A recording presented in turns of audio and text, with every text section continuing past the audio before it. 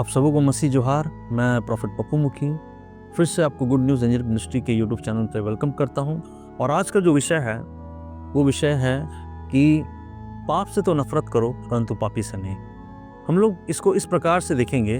जब हम लोग यूहन्ना रचित सुसमाचार को देखते हैं और 8 में जब हम लोग पढ़ते हैं तो देखते हैं कि यीशु मसीह उपदेश देने के लिए भोर को जब मंदिर में आता है, उपदेश देने के बाद कुछ लोग एक व्यभिचारी स्त्री को उसके पास में लाकर खड़ा कर देते हैं और उनका सोच यही था कि इसी बातों में यीशु को फंसा के हम उसे पकड़ेंगे कि ये झूठा और पाखंडवादी इंसान था।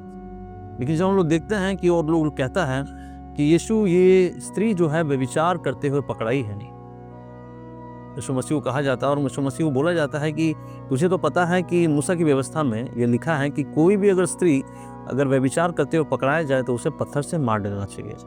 यीशु ने नीचे बैठकर वो कुछ लिखना शुरू किया और उसने कहा कि जिसने कुछ भी पाप ना किया हो वो पहले पत्थर चलाए।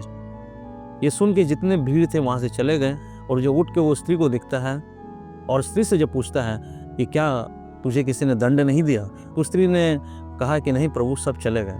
यीशु मसीह उनको कहता है जा बेटी, दोबारा तू पाप ना करना। तो इस इवेंट को अगर हम लोग देखेंगे तो इस इवेंट को हम लोग ये कहना चाहेंगे कि यीशु मसीह का जो प्रचार होता था वो एपोलोजेटिक होता था। एपोलोजेटिक का मतलब ये होता है कि तर्कवाद, क्योंकि मूसा का व्यवस्था अगर देखेंगे, लय व्यवस्था 20 का 10 में देखेंगे, उसमें कहा गया है कि जो भी अगर व्यभिचार करते हुए पकड़ा जाए तो उसको पत्थर से मार देना चाहिए।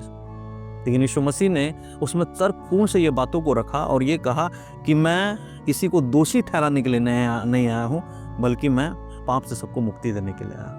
मेरे प्रियो, मैं आप लोग को ये बात बताना चाहता हूँ कि ये हमारे लिए भी सीख है कि एक दूसरे को हमें क्षमा करना है और आगे अपने जीवन में यीशु के उपदेशों को लाना है, सिखाना भी है और हर वक्त सीखते जाना है। धन्यवाद करना चाहूँगा कि इस वचन के द्वारा प्रभु आप सबको आशीषित करें।